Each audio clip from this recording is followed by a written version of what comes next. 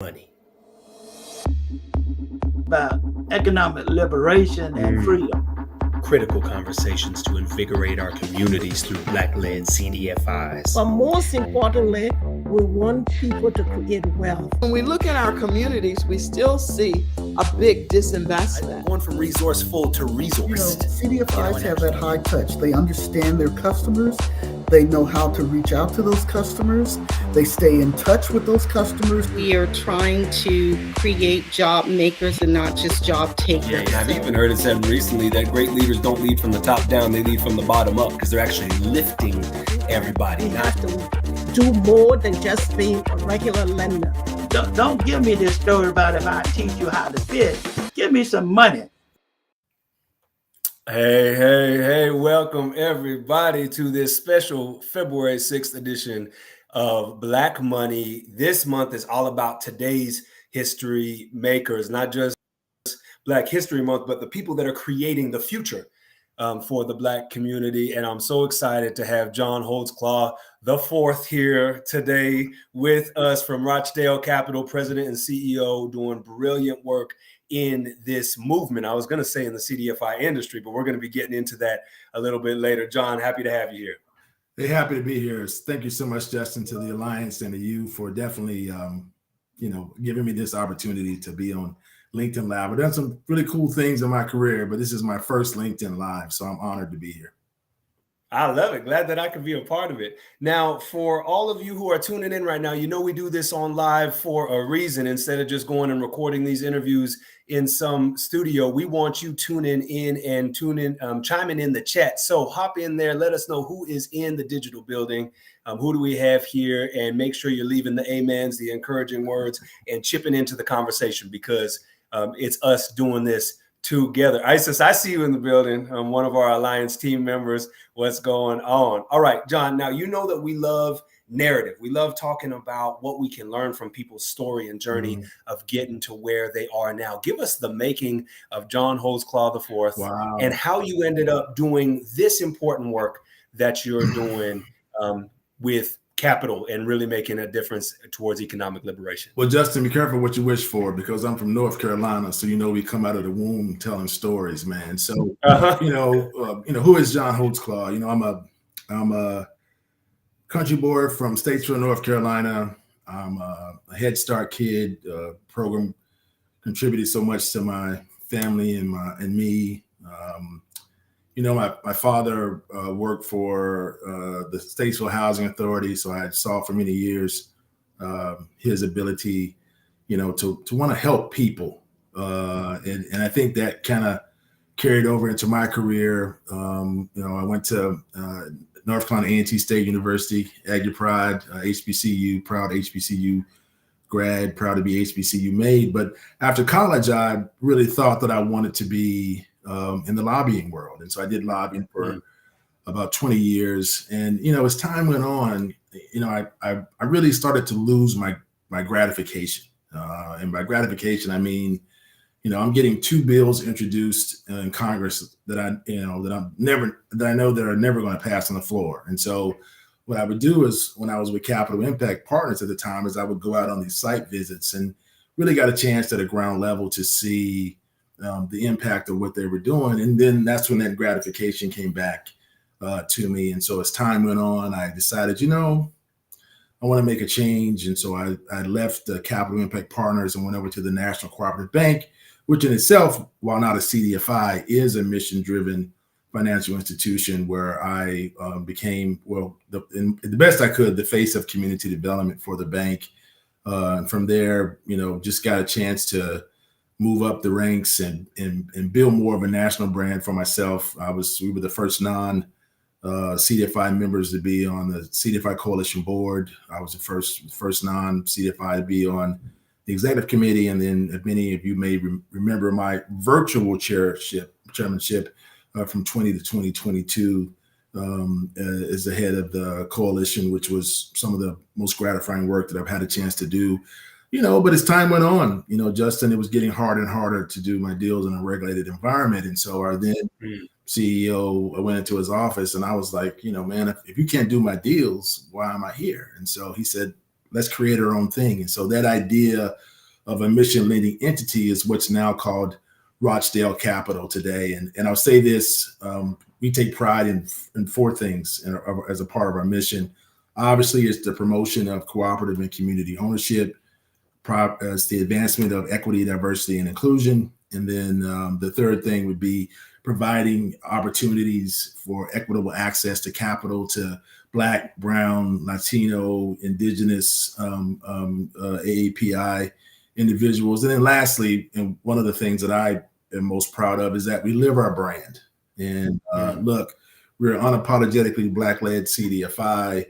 We have a majority minority board. We have a majority minority staff, and even our corporate cards, not knocking Amex and not knocking Capital One, but they are with the second oldest Black bank in the country, which is M&F Bank in Durham, Carolina. And, we shout out Bull City. Yep, that's it, Bull City. And then we use, women founded and or Black or minority contractors and vendors. And so again, we try to do our best to live our brand on a daily basis. And that starts at the top and goes all the way down to the bottom. So again, we take pride in our authenticity and our humility in the work that we do. I love that. And thanks for giving us the backstory and the formation. I want to know, because you kept referencing, felt like I was losing my passion or that drive in this space. What is that for you? What is the through line or the thing that makes you feel most alive in this work?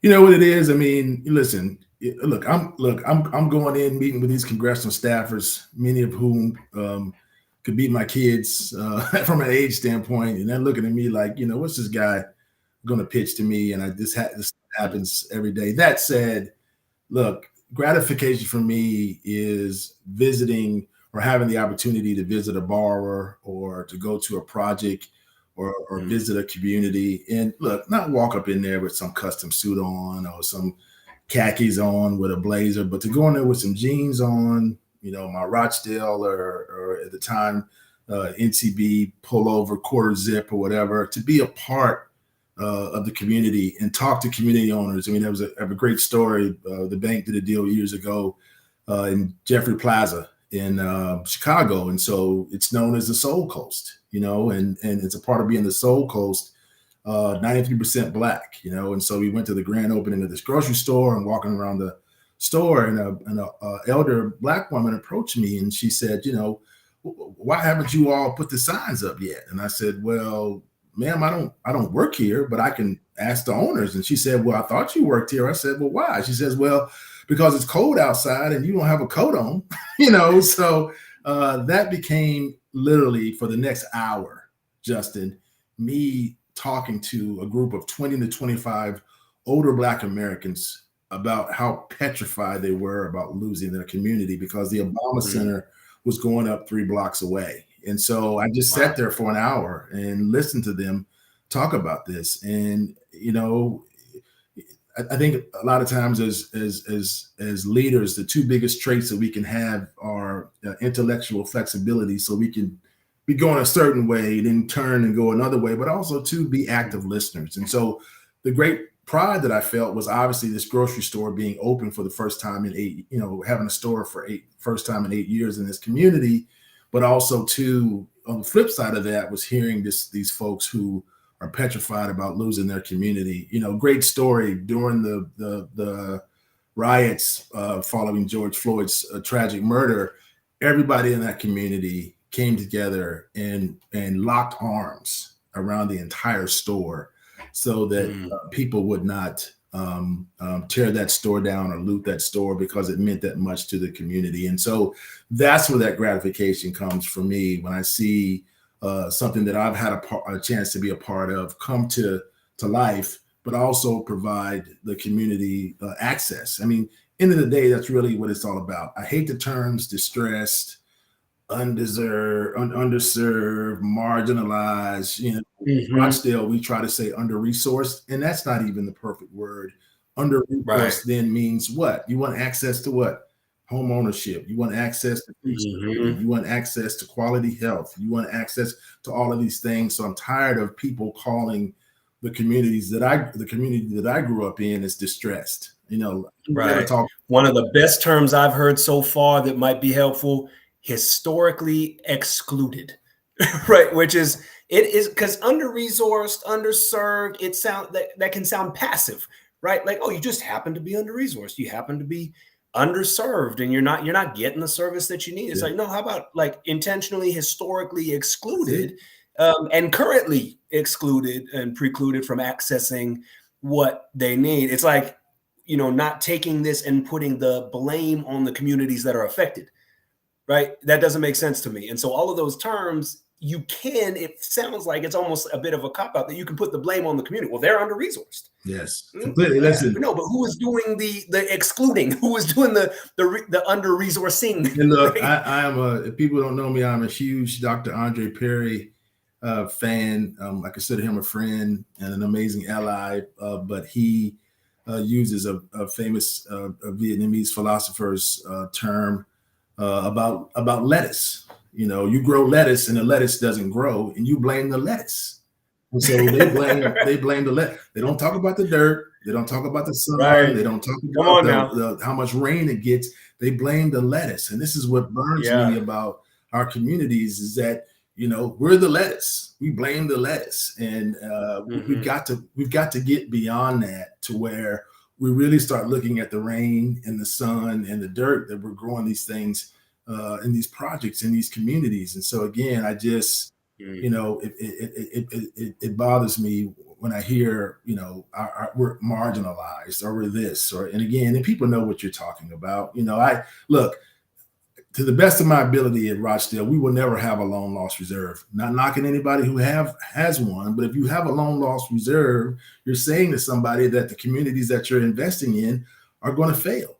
And so, we don't want to have one because we don't want the communities that we work in to fail. And we're going to sit there and say to you, it's not going to fail. So we're not going to have a loan loss reserve. And so again, we've got to start leading in that way in this movement. And you hear me call it movement. And I heard someone say many years ago, CDFIs were an idea, then they became a movement, and then they became an industry. Well, I would never call CDFIs an industry because when you say industry, you might as well be, on the red carpet at the Grammys, right?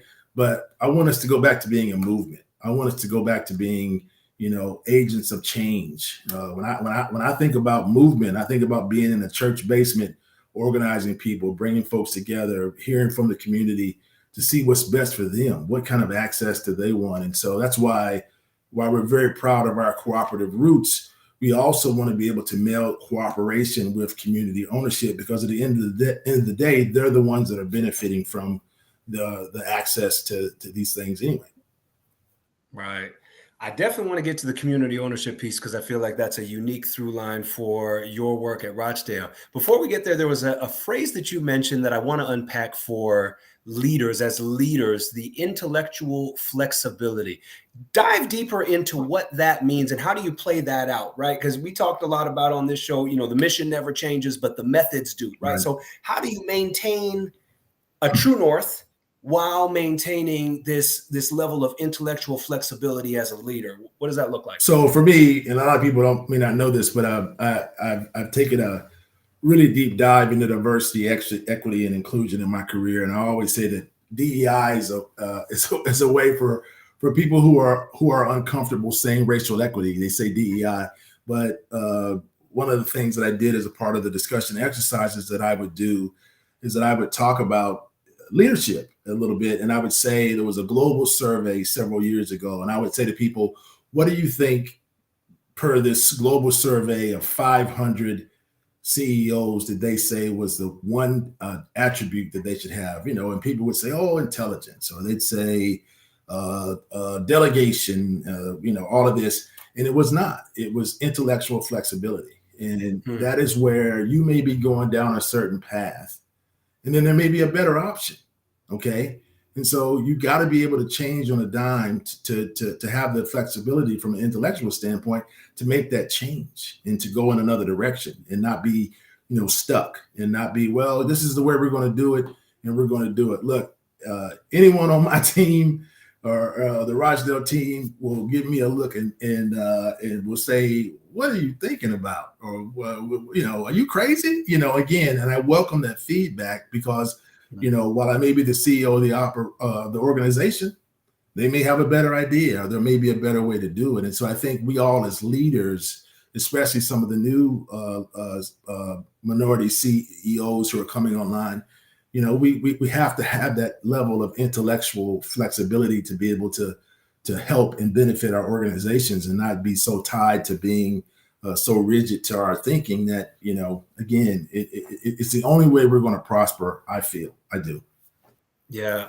Okay, let's go a little deeper, asking for a friend, right? So if you are maintaining this level of intellectual flexibility, how do you still maintain a good core direction with that, right? And you're not just pulled off, because I understand, okay, the need to pivot, the difference between pivoting and being distracted, or, being pulled in a bunch of different directions because you're, just being flexible. So how do you bridge that? Because it feels like there's a something that I need there. Well, listen, I have the great opportunity, and I hope some of them are on today, of working with an incredible board of directors who all have very diverse backgrounds and come from different places. And they have put the confidence in me as the CEO of the organization. Listen, one thing will always remain the same, and that will be whatever you set as the leader is the vision and the strategy of the organization. Okay. Mm-hmm. But it doesn't necessarily dictate how you get there. And so that's the vision and the strategy. But my goal is, as the leader, is to get us there, but it's not a straight line. It's not A and B. Mm-hmm. It might be a little bit of A, and you go to C, you come back to D, and you come back to E. And so again, they put that faith in me. I hope that our team has put that faith in me as well, until they look at me and ask me, "Are you crazy?" Which happens from time to time. But I think that at the end of the day, it is our job as leaders to set that overall vision and that strategy. Mm-hmm. Listen, I would tell folks, look, I would rather be in the foxhole than be in the operations center, deep behind, way off from the front line, because again, that's where the work occurs. That's where the action occurs. One of the things that we like to do before we do a deal or anything, and some folks can, some folks may not be able to, is that we try to visit those communities that we serve. I recently, we provided a line of credit. Now wait for this, y'all, for the first Black founded and owned grocery store in the state of Iowa. Okay. Waterloo, Iowa has the highest percentage of Black Americans in the entire state of Iowa. This store was 50 years in the making. And when I say it was not made easy for them, it was not. And so I didn't get a chance to go to the groundbreaking, but I did go there in December, and probably one of the most fulfilling trips that I've ever been on, because again,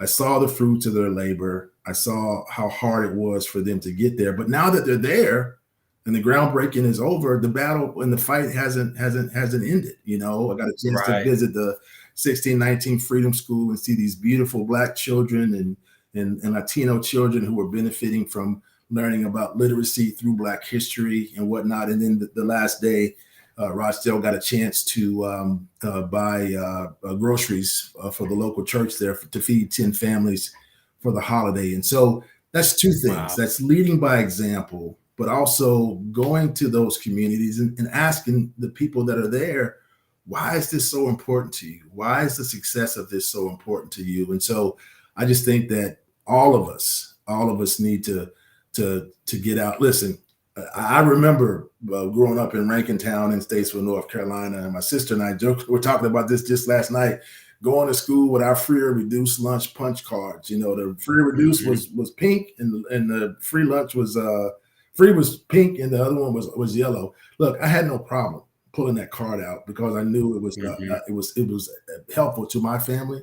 It was helpful to me, and as anybody can see and look at me, y'all probably can tell that I do like to eat. So there again, we've got to get past it. We've got to get past this notion of exclusivity.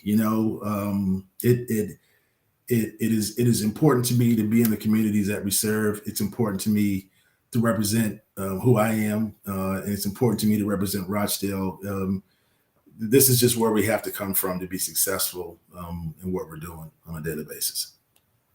Wow. Wow. Brilliant. Thanks so much for sharing that. And that was a very helpful nuance on the leadership piece. So thank you for that. I want to go into the community ownership aspect of your work. Why is that so important? And secondly, what does that look like in real life? Because we're talking about ownership. We know that ownership is key to wealth building. And I know you're going to go into more on that. But then, once we get through why it matters, talk about some of the hows, because I think that's where, well-intentioned people get stuck.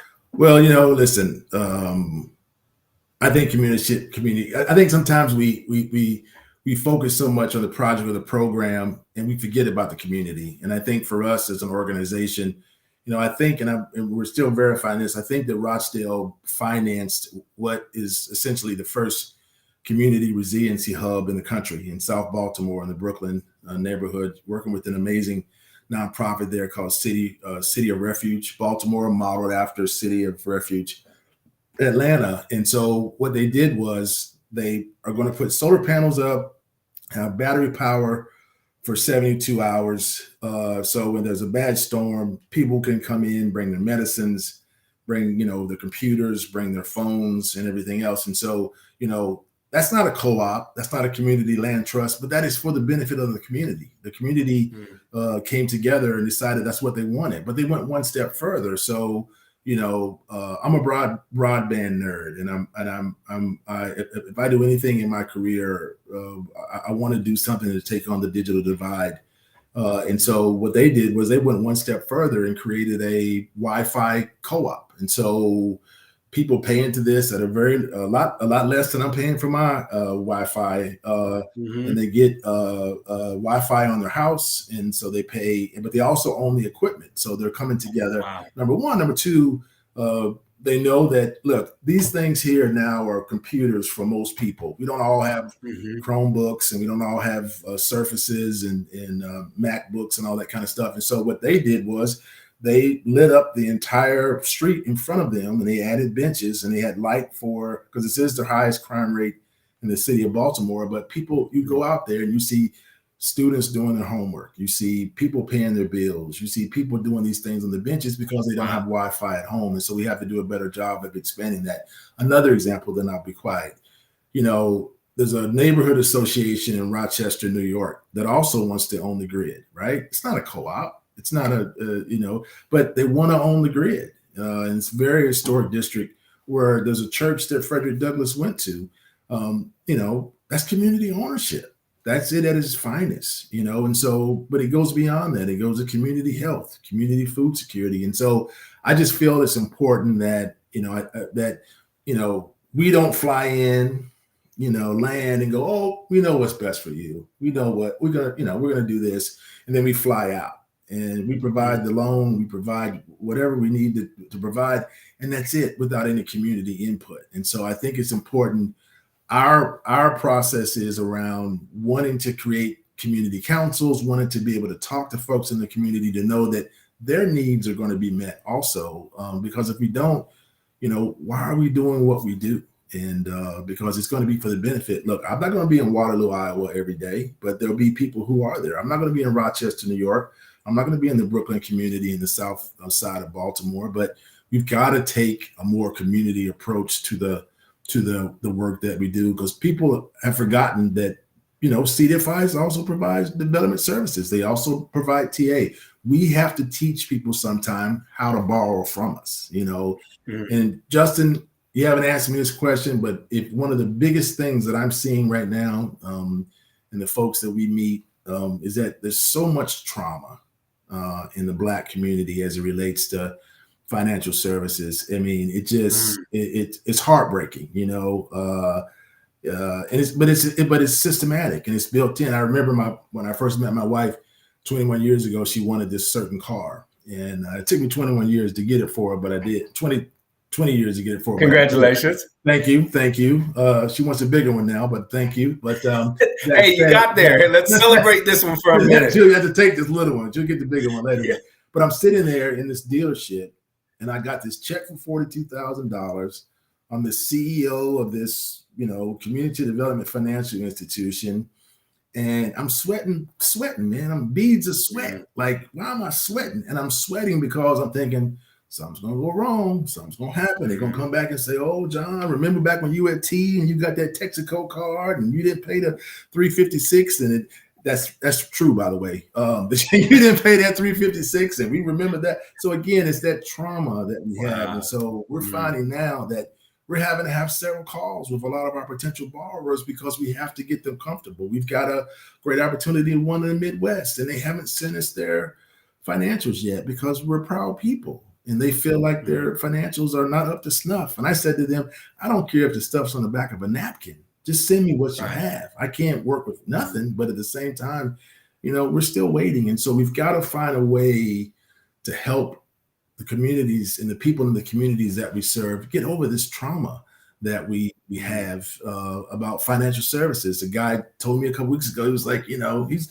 looking around, there's nobody around. It's like, man, we as Black people, we're taught not to borrow money, man. We're just taught to grind, and I'm like, I know, man. I mean, I get it, but you need trucks for this HVAC company. You need equipment, you need gear, and so let me talk to my wife about it. She's this and that. We've had several conversations since then. So I hope that he comes back to us and talks to us about a line of credit. But again, we've got to be mindful too of the trauma that our communities have faced, and we have to address it head on, and not come in there and just act like we know what's best for them. So I'm telling you, that is so critical. I heard recently, and I want to connect this. There's this conversation around reparations, right? And people getting what they need back, and all of these different pieces. I heard this guy talking about reparations and really breaking down the root word of repair. And as you were talking about trauma, understanding that there is repair and healing needed, that the root of reparations is repair. And he was talking about his work. He's in the philanthropy space. And in an indigenous man, and he talks about, okay, well, in his culture, there's this idea of what is your medicine? Like, what have you been gifted to bring as your medicine to the world? And it took him a long time to realize that his medicine wasn't one of these traditional other types of things. It was money. Yeah. Money as medicine, money as repair, money as healing, getting people well in that area. And it sounds like when you're talking about trauma, that's what's needed, that money can be medicine when it's engaged properly and when people have what they need, where they need it, and they understand how to use good debt and how to, navigate this space. So talk about why capital. Why are you in the capital space? You could be doing anything, anywhere. Why did you choose capital as medicine? We all, a lot of times in this world, we talk about privilege. I try to follow Dr. Perry from the standpoint of, I don't try to talk about races and things like that, but I do try to talk about ideas and policies, right? And so, that's really the root of all that can fix. So I don't try to go that route, but I'll say this. There's a language to this stuff that, I was on a foundation call not too long ago, and somebody was using some of these words, scale and this and that. And I just had to say, look, y'all, where I'm from, they don't talk about asset classes. I mean, I don't even know what an asset class is, and somebody says to me, well, what's your capitalization strategy? So are you asking me, how am I going to raise money? Or you asking me, so we've got to get to a place where we take these words that, people use in the capital space. Capital is money. Okay, well, I'm still trying to figure out what an asset class is, or have we taken this thing to scale? Well, what you mean? Do you mean that we built it up? Have we, we have to put it into a language to where we understand, our communities understand, Right. Listen, even that's exclusion. That's it. That's exclusionary. You're talking this stuff. This stuff sounds like Charlie Brown's teacher to me, man. You got to bring it down. You got to bring it down to the white meat for me to understand it sometime. And so, listen, and we are in Black History Month, and I'll say this: that there is nothing more and there's nothing more that we have as a people, and I am going to make this about race, is our ability to overcome and be resilient as people. You know what I'm saying? Look, my grandmother was the toughest woman that I know, man. I mean, she cut off her finger in a sausage grinder and was at work at the chair company the next day. Didn't miss a day now. Didn't miss a day. Right? Come on, grandma. Missing a finger didn't miss a day. And tough as nails. But at the same time, you know, she didn't have some master's degree, and she didn't have all of these kind of things. And when she retired, they hired 4 people to take her place to work the same machine she worked for 30 years, and they all quit. And then they said, Lorene, can you come back and work? She came back and worked 3 more years. And so, So when I'm sitting here at my desk and I'm frustrated about something, or I'm thinking about something, I look down, I got all my 5 fingers, right? Come on now. 5 fingers. And then also too, I mean, again, you know, listen, I tell people this all the time. You ain't got to like me. You ain't got to love me. You ain't got to respect me. But if you ever question my grind, oh, we can go outside to the wheelhouse, man. We can go outside, because I will not be outworked by anybody. And so again, this is my personal mantra, and this is what we have to do as people. You know, it's sad when we live in such a disingenuous world when somebody comes off of I come off of a panel and people will whisper to me and they'll say, "Thank you so much for your authenticity." And I'm like, you're basically just thanking me for being me. I mean, there's no, this is not a skit. This is not, right. You know, Right. I don't have some notes right here in front of me. Well, I'm meeting with Justin the day of the Alliance, so I better get my note. This is all right here. This is all in my heart. Yeah. And so again, this is where we have to come from, and this is where we need to be as a movement and as leaders in that movement. And then lastly, we need to start to work to create the bench for the next level of folks. You know, there's a lot of people in this movement who have seen me grow up. And there are a lot of people in this movement that, you know, throw shade or throw hate, or it doesn't matter. It's not about that for me. It's about the work. So don't question my grind, y'all. Don't question. Don't do it. Y'all going outside, and you don't want to go outside with the North Carolinian. I'll say that. Yeah. I'm here in North Carolina. I'm learning about it. I wanted to shout out. I mean, the chat has been incredible. Thanks for all of this engagement. Keep it coming. Ask questions. Hop in. Put your 5 cents in there. We don't want just 2 cents. We want more than that. There was a comment from Patty that was up recently talking about, and this is why we need to be in the room. And I agree, Patty. And I think even what we're talking about and what Rochdale is doing, not just being in the room, owning the room, right? Like not just being at the table, building tables and owning tables so that we can be doing some of the inviting. Like this narrative has to shift. And we're not just talking about inclusion, we're talking about power, right? Like we're talking about collective power and the ability to take action. And I want to go there next with you, is talking about this need to take action in this space. Like Black history can't just be something that we're inspired by and do nothing, right? So what do we do next, and what's next for Rochdale as you weave that? Oh man, it's a great question, Justin. And listen, I can sit here and say, oh, you know, we have this program, that. No, it's not. That's not what I want to talk about. Listen, for whatever reason, 50 was a big age for me before, but 55 for me this year, and I know I don't look that old, but 55 for me this year is a big deal because I'm calling this my year of action. I am. I'm calling this my year of action, and you know, we do these convenings. Then we go to the next convening, and then we go to the next convening, and then we leave there and we pat ourselves on the back and we go, oh, that was great. Then there's no action.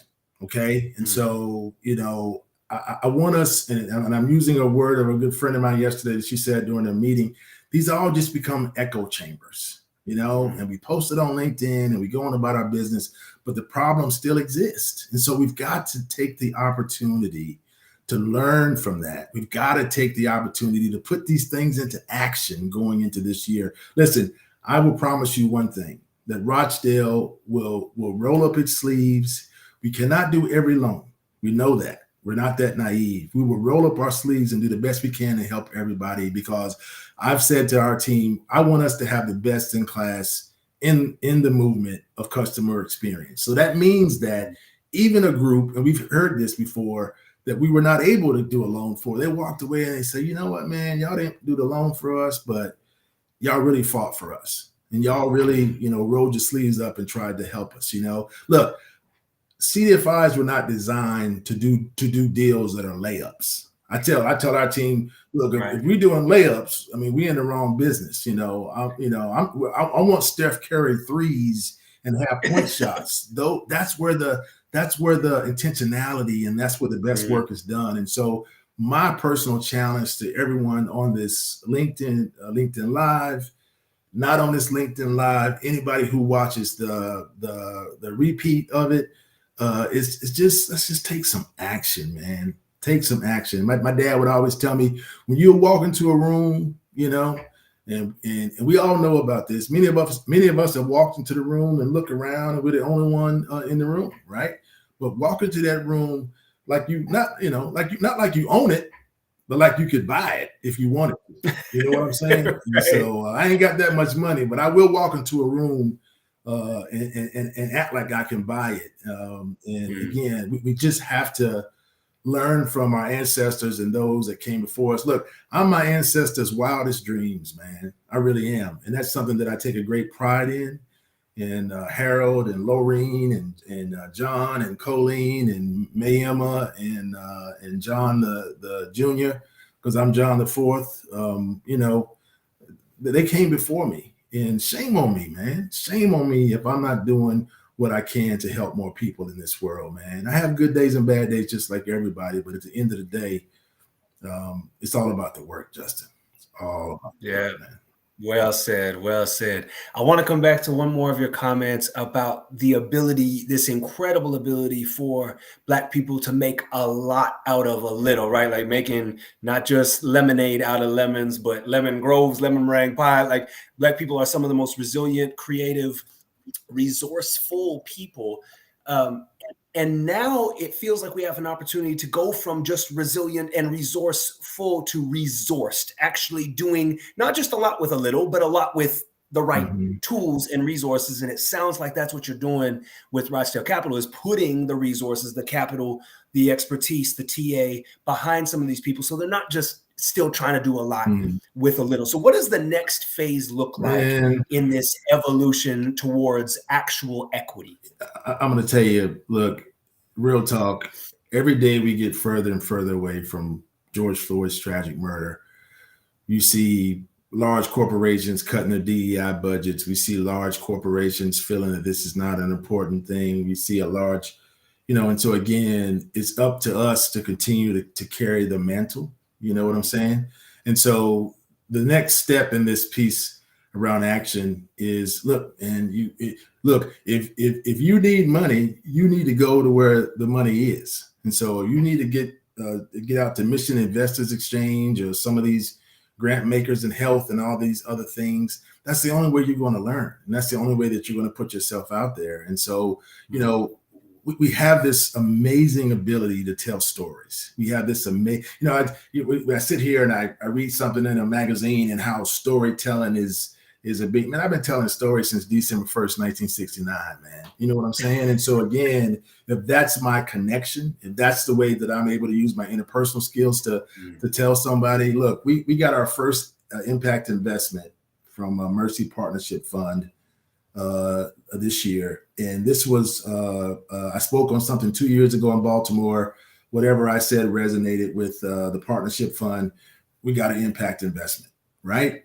I didn't beg. They came to us. We had a great conversation. They believed in our mission. We've got to create ourselves, put ourselves in that position. I want everybody on this LinkedIn Live, you know, the way my former CEO told me, look, man, I want you behind the mic. I don't want you out in the crowd. You know what I'm saying? And so we've got to put ourselves in that position, but not as an afterthought. I have a big thing this year. I'm only going to travel, right?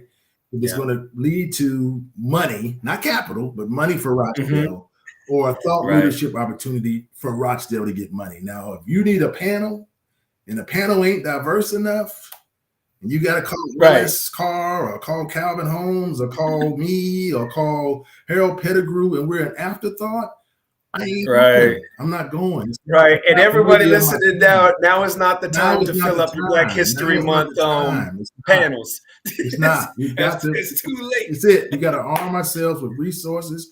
We got to know enough to be dangerous with these asset classes, and then we've got to keep telling the stories.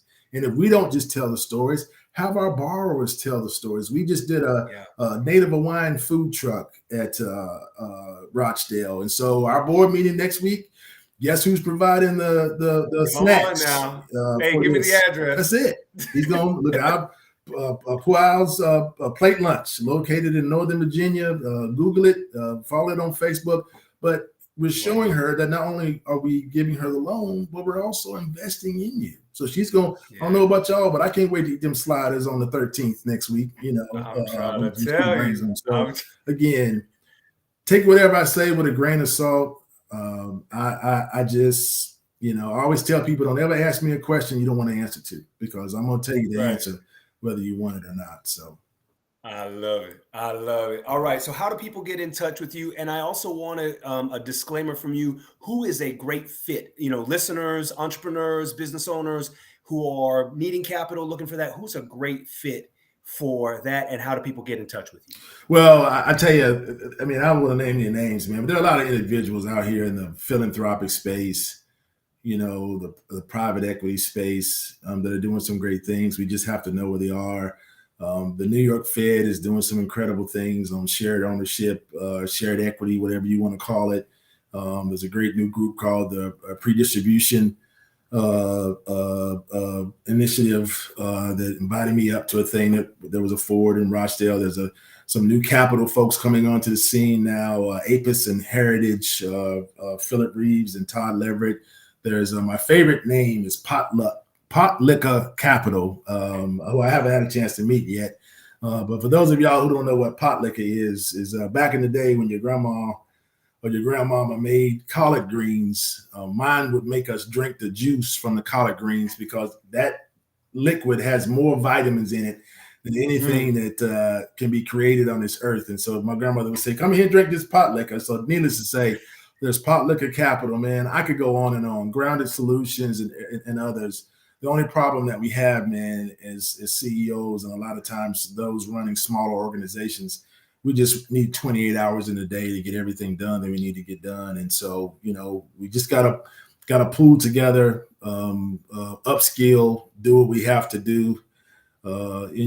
So again, we all need to make some collard greens and drink some pot liquor and get to work and keep it moving, Justin. Keep it moving. Oh, I love it. I love it. Well, thank you so much, John, for being who you are and doing this great work and for showing up here today and sharing these gems from the heart. We really appreciate you, Justin, man. Again, I even had to put a little vest on today. I'm meeting with Justin M from the Alliance. I gotta at least look halfway intelligent, when I do whatever. So we're gonna make it work, man. Again, I appreciate you. I appreciate the Alliance. I appreciate Linwood Long and Amber and everything and all the work that you all are doing, as well as Storm at the National Alliance of Latino Chief Executives, Native CDFIs. And so, national capacity. We're not alone. We're not alone in this.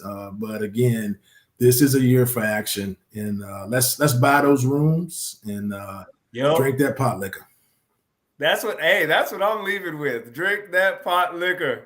There we go. Shout out to Mark Watson as well as we close it out. Thank you. All right. And to everybody who made the time to be here with us today, you could have been anywhere else and you chose to tune in to this. My one ask of you, if you could do this, is share this interview out with your network so that we amplify our reach together. This is knowledge that people need, and people need to know about Rochdale Capital, the work of the Alliance, and everything that you all are doing to advance racial equity as we grow economic liberation for the Black community. So thanks again, John, and keep changing the world, everybody.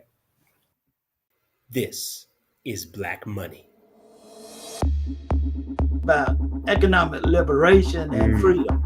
Critical conversations to invigorate our communities through Black-led CDFIs. But most importantly, we want people to create wealth. When we look at our communities, we still see a big disinvestment. Going from resourceful to resourced. CDFIs have that high touch. They understand their customers. They know how to reach out to those customers. They stay in touch with those customers. We are trying to create job makers and not just job takers. Yeah, I've even heard it said recently that great leaders don't lead from the top down, they lead from the bottom up because they're actually lifting everybody. You have to do more than just being a regular lender. Don't give me this story about if I teach you how to fish. Give me some money.